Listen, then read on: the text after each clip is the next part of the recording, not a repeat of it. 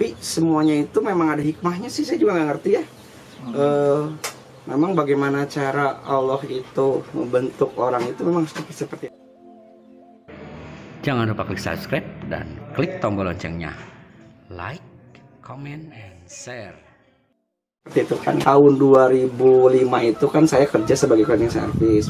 10 tahun saya menekuni bidang itu.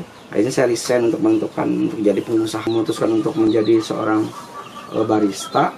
Dan orang pertama yang tidak percaya sama saya itu orang tua saya. Saya ngadorong gerobak, ngajual kopi 15.000, disusul-susulkan kolot saya.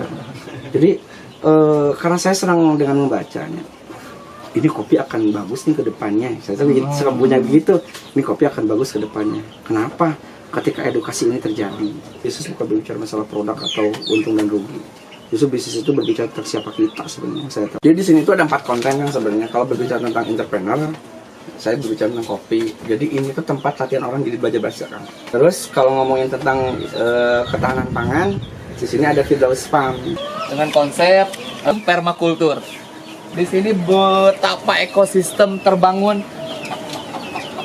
dari simbiosis mutualisme ya.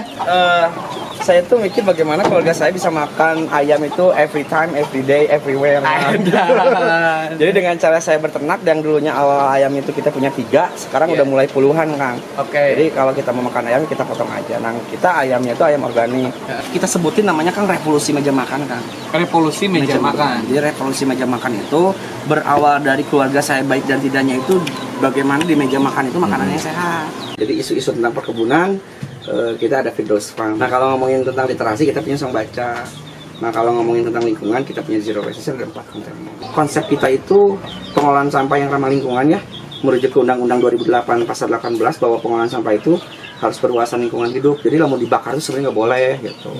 Dikubur juga nggak boleh gitu. Plastik itu sesuatu sampah yang tidak bisa diurai itu harus dikelola dengan pengolahan sampah yang berwawasan lingkungan. Zero Waste itu bukan tukang mulung, Kang. Zero Waste itu sebuah konsep sistem yang kita tawarkan dalam berbagai bidang.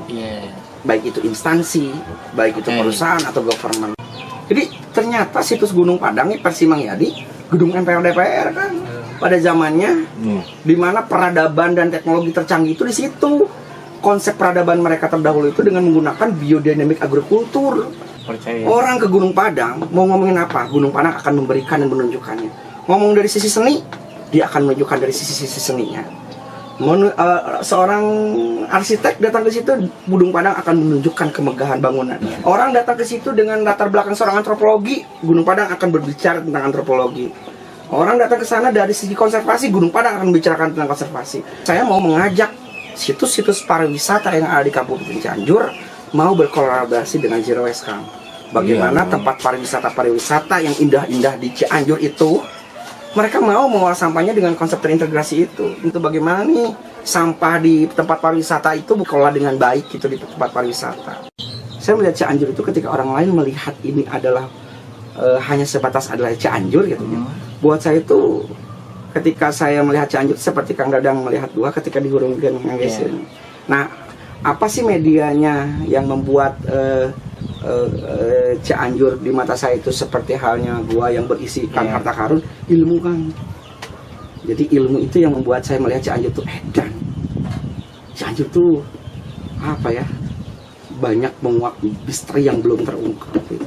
Kalau saya lihat itu dengan kekayaan sumber daya manusianya, alamnya, terus sejarahnya dan sebagainya yang membuat saya tuh tidak ada alasan saya untuk tidak mencintai Cianjur. Cianjur bukan hanya untuk dicintai, tapi untuk saya nikmati kayaknya. Dan 2 tahun terakhir saja, saya sudah banyak mereguk kenikmatan dengan yang namanya Cianjur. Nah di situ yang memantapkan saya untuk tinggal di desa tuh, orang di desa bisa hidup bahagia.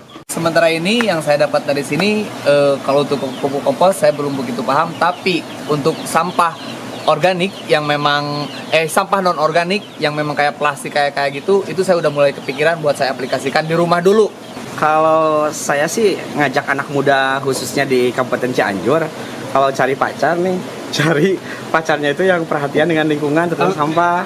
Ya artinya sama sampah aja perhatian, apalagi sama kamu gitu maksudnya.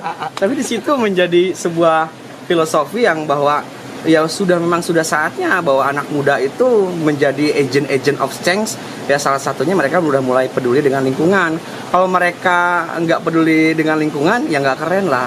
Oke. Sekarang itu yang namanya keren itu ya anak muda yang peduli dengan lingkungan. Ma? Oh, udah buang sampah plastik belum ke botol aqua? Ya, kan papa udah ngomong kayak gitu. Sekarang mah kita peduli.